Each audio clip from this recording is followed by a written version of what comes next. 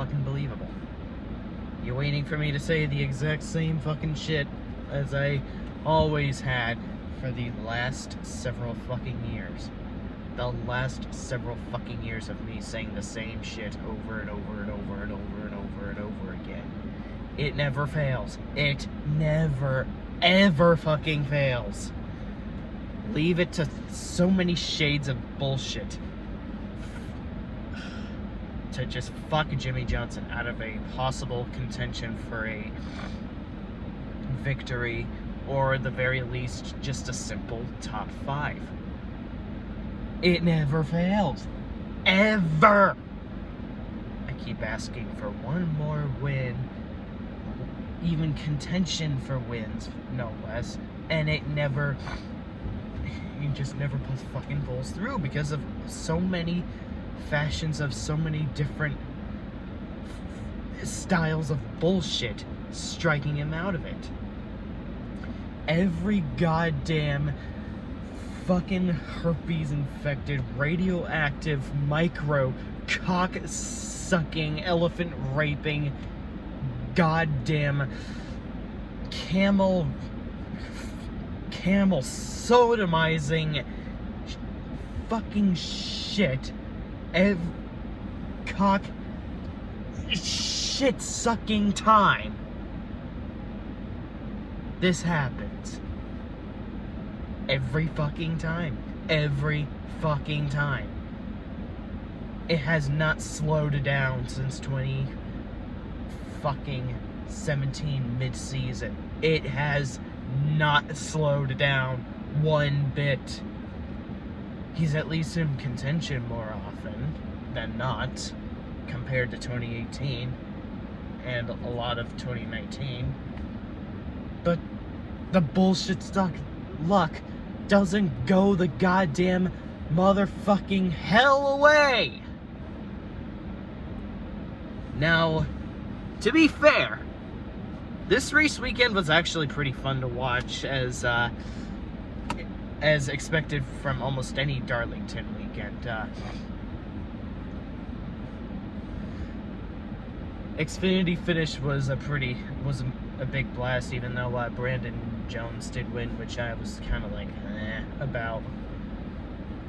Sheldon Creed getting slapped in the nuts by NASCAR with a speeding penalty. Of course, even the people paying tribute to Jimmie Johnson get screwed out of wins that they have strong potential for, which I will get to in a few. And then, of course, Ben Rhodes wins that race. 2 for 2 on the Silver Spoon Punk Kids winning races. And we get to the Darlington race. First stage, which was actually was alright, but I'm not just saying that because 09 Jimmie Johnson, also known as Chase Elliott, dominated the race, but there was actually a decent amount of passing.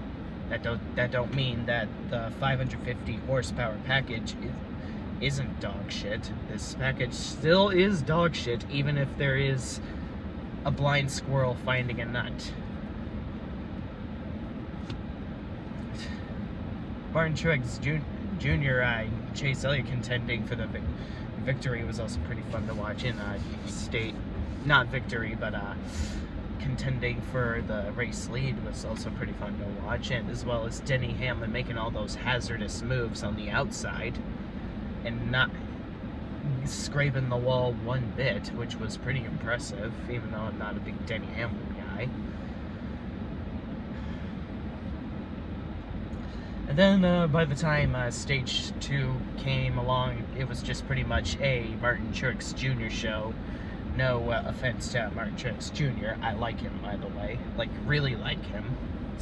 He's like the only JGR driver I have on my top 5 favorite drivers list or whatever. So it's not anything against Martin Truex Jr. It's just that NASCAR's 550 horsepower package is still complete garbage.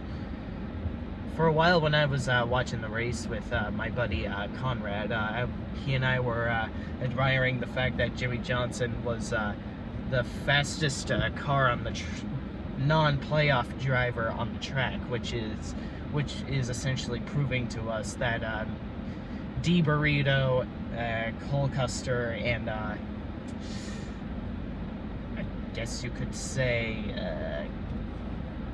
1990s Kyle Petty was currently wasting his seat until a lot of stuff went to shit, whether it be Arca Menard having the most incompetent pit crew on the track.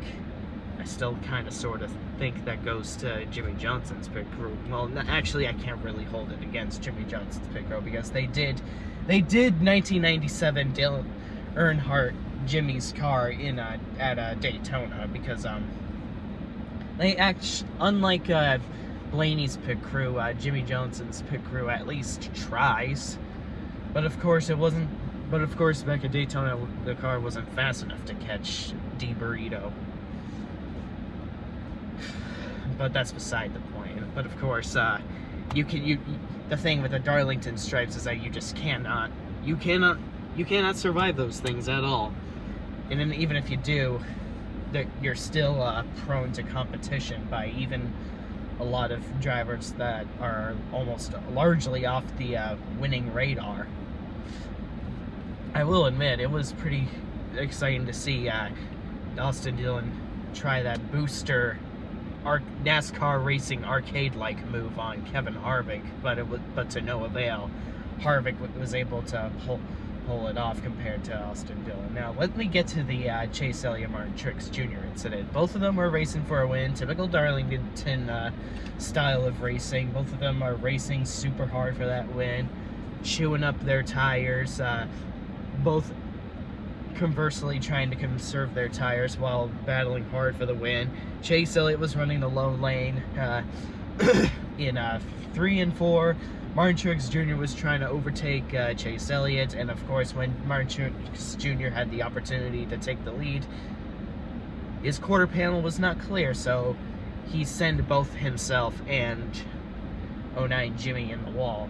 Hank Parker Jr. and 09 Jimmie were essentially done for, had their chances of a victory, or better yet, a first and second finish over with.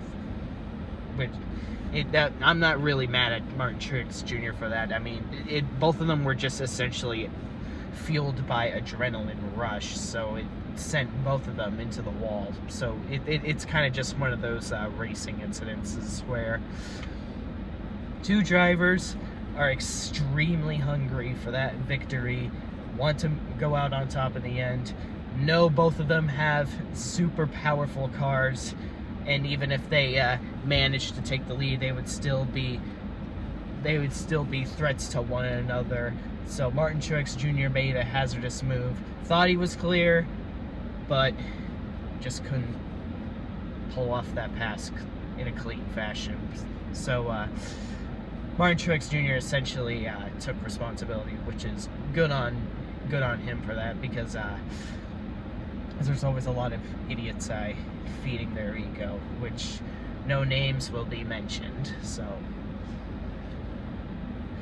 it was just essentially like the Bristol incident with both Chase and Joey Logano. It was just two hungry hounds fighting for the big trophy, and when those two were being overrun by adrenaline fuel in their mental state of mind, it sent both of them into the wall, ending both their chances of a victory. So it was kind of just over-the-top hard racing. By the way, that hard racing still does not mean that the 550 horsepower package is good. It's still worse than dog shit. Like I said, even a blind squirrel finds a nut every now and then. Just because it works with one track doesn't mean it worked with all the others.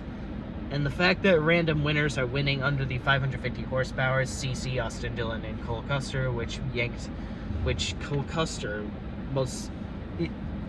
in particular yanked that win straight out of his ass because of ill-timed cautions and, of course, people being fucking idiots to one another on the track. And that goes just beyond Jimmie. Well, it's not exactly Jimmie Johnson's fault, because too many desperate people are doing desperate things for highly unneeded reasons when a lot of people already have plenty, compared to what Jimmie Johnson has had since his Pocono crash.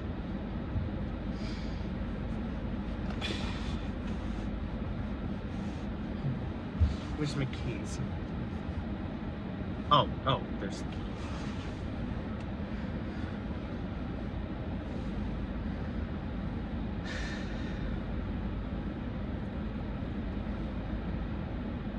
And of course, back on Jimmie Johnson. Jimmie Johnson was essentially second in the first stage, and then finished fifth in the first stage, then second in the second stage, and then, of course, there was Denny Hamlin being fucking stupid on the track. He could have done the hand wave signal, but I don't know for sure. Jimmie Johnson sure didn't, but even if Denny Hamlin did do the hand signal, he essentially didn't keep his hand raised enough for anyone else and then some to see it. Because if you make sure you're all the way down on the fucking track before you're holding up the traffic. That was ridiculous. I don't exactly know if that's what ended Jimmie Johnson's night, because I did see him gain a few positions after that. But all I know is that he once again mysteriously dropped to 18th. What a fucking surprise. Has a great car, shows promise that he might contend for a victory, bullshit strikes him in the ass, falls right back down to mediocrity. Such a life of a Jimmie Johnson fan post 2017. Does it ever end, besides his retirement? What's next? He wins a few races at IndyCar, unlike NASCAR, and then I'm making all his fans go like, now you win? No wonder NASCAR has been down the shitter for so many years. In our quotes, not anyone else's, albeit not a lot of people would disagree with me, considering that NASCAR has been desperately trying to yank their erection off to the NFL gimmicks. Anyways, I will say that it was kind of fun giving all these drivers nicknames.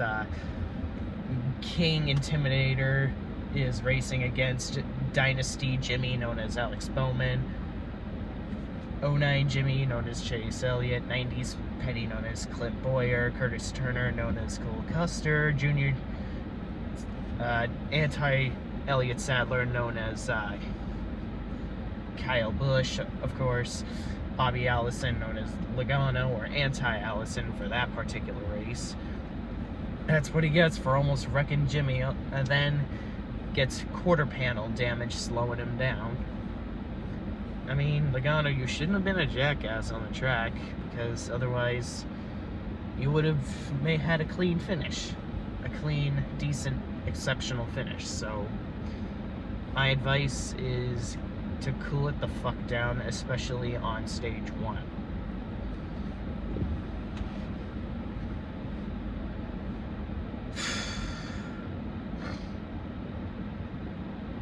Does it ever end with these morons acting rogue on the track in unnecessary times, causing so much bullshit on the track? And of course, Silver Spoon version of Junior Johnson, known as Austin Dillon. Oh, I know what the comments are gonna be. But Austin Dillon in the playoffs and has won twice since Jimmie Johnson's last win. So what? I missed the part where Austin Dillon's top 10 on the win list and has the threshold of NASCAR Cup championships. Oh wait, he doesn't even have as much prestige as Chase fucking Elliott. Chase Elliott has twice the amount of victories, top 5s, top 10s as Austin Dillon. Yet Austin Dillon has been in the sport for much more years than Chase Elliott, yet Chase Elliott skyrocketed his stats compared to Austin Dillon, which I find quite amusing. Now, I will give him credit, he was pretty good for this night. Not bad for a driver paying tribute to a non-champion, which I will say is, coming to think of it, with all due respect to Mark Martin, I really love the guy, no homo. Junior Johnson statistically is the best driver to not win a championship, so I'm going to have to give it to Junior Johnson on this one. So I'm going to have to just say Mark Martin or Denny Hamlin are the best drivers to not win a championship so far, even though I'm not a big Denny Hamlin fan, but that still goes without saying that he is a pretty good driver. I'm not a big fan of his, but he is a good driver. I mean, just because you're not a fan of a driver doesn't mean they're not talented, which is something a lot of hate mongers tend to lack, is the courtesy to acknowledge talent within a driver that they are not a fan of. I mean, at least my buddy Conrad acknowledges the talent and big legacy that Tom Brady had with the Patriots.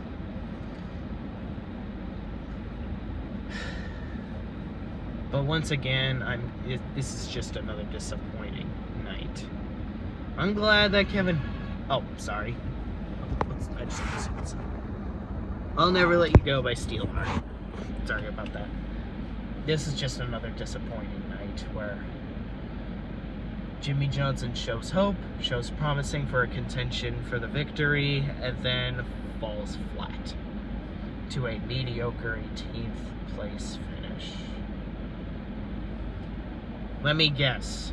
Richmond, he finishes second in stage 1, then finishes third, stage 2, and then 10 laps to go, he blows a tire and smacks the wall and then is sent into the garage.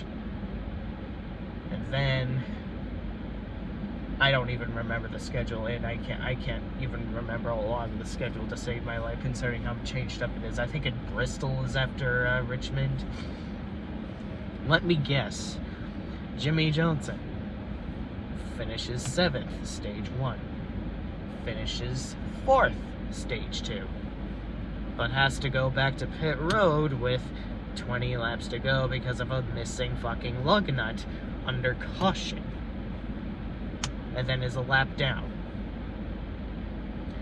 I can't even remember the track schedule for the second round of the chase, but so I'm just gonna make a random shuffled list. So the Roval, Jimmie Johnson is about to fucking win a race at the Roval, conserving fuel and tires at the same time, but then right before he's about to turn the chicane, he slows down because a tire popped. So he's essentially going to 2003 Bill Elliott Homestead, Miami to finish, and then finish 16th because of how completely destroyed his Goodyear Eagles will be. Talladega. He is leading on the final lap, and then, but then when the outside lane passes him, it may seem like he lost it, but when he goes for the lead, whoever it is will try to block him. Tony Stewart block Jimmie Johnson, and then when that driver attempts to block, it'll just trigger another 2012 Talladega crash, ending Jimmie Johnson's chances of winning again. Kansas, Jimmie Johnson will finish 4th, stage 1. Jimmie Johnson will finish 9th, stage 2. And then, of course, there will be a big one, but of course, when Jimmie Johnson has it missed, scot-free, there'll just be a tiny piece of debris that hits his grill, having to work on it for fucking Jesus, Dale knows how long. and only to finish a mediocre or garbage 27th. Nice. Alright, what's next? What's next? What's in round 3? I know Martinsville's second to last, and Phoenix is the finale, and Texas is third to last, but I don't know the first race of the last round or whatever. Shit. Fuck, bad memory. And I'm having a hazy memory right now. Fuck. Fuck. I can't remember it to save my life. Fuck! Help me, I can't remember what that track is to save my existence.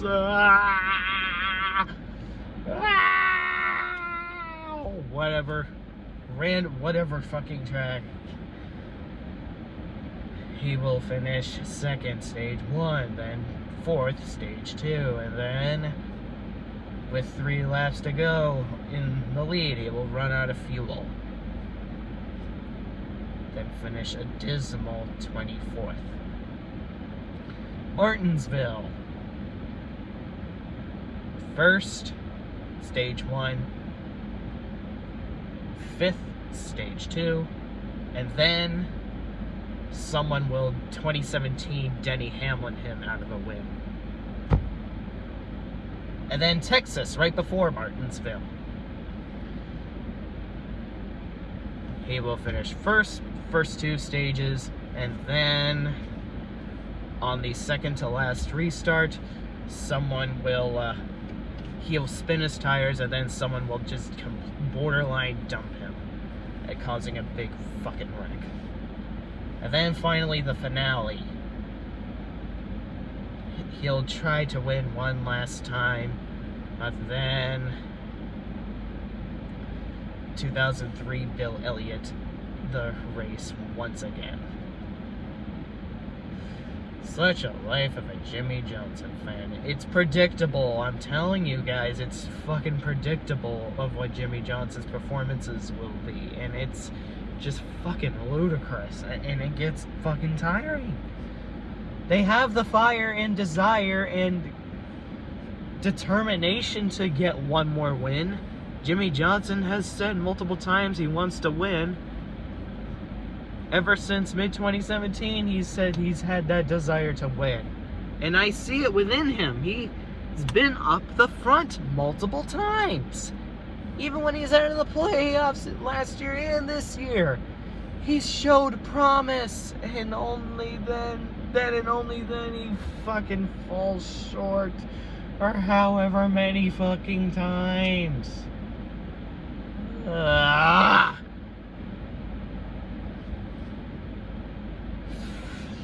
know what? It's a good thing he's retiring, so he wouldn't have to suffer NASCAR's bullshit anymore. But the fact that Corona has to be his send-off is fucking embarrassing and depressing, because especially when this Jimmie Johnson fan right here planned such a big vacation plan for so many different tracks.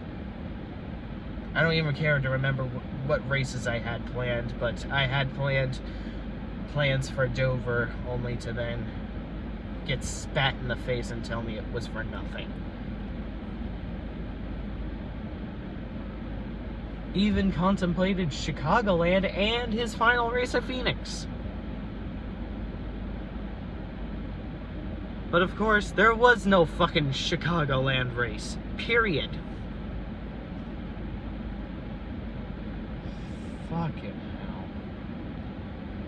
hell. Okay. I think I rambled on long enough, so... Once again, am I mad at Truex? No. Am I upset that Chase Elliott once again got one away from him? Yes, very much. But do I exclusively blame it on Martin Truex Jr. for making a pass when he wasn't clear? No. It was just one of those racing deals where both of them were fueled by adrenaline rush, and both of them got sent to the wall. But other than that, just devastatedly disappointed. I don't know if that's a word, but what the fuck ever. I don't even care anymore, because Jimmie Johnson, you would have figured that he would have got he and his team would have got his shit together after he fell short by his standards during his time in 2017, when that was at the time his worst season. But now, by today's standards, the season isn't even all that bad. But alas, I really wish in 2019 he would have just made 2018 a distant memory, or better yet, this year he just would have made both 2019 and 2018 a distant memory, because there were so many different times he could have won, and of course, bullshit strikes him in the fucking ass time and time and time again. It doesn't fucking fail. A win at this point is massively irrelevant, because NASCAR has their head up their ass, coronavirus is running amok, or however many 30,000 shades of bullshit has struck him out of contention for a win, or at the very least, a top fucking 5. How many times has this happened since mid-2017? How many times? How many fucking times have I been saying the same shit over and over and over again?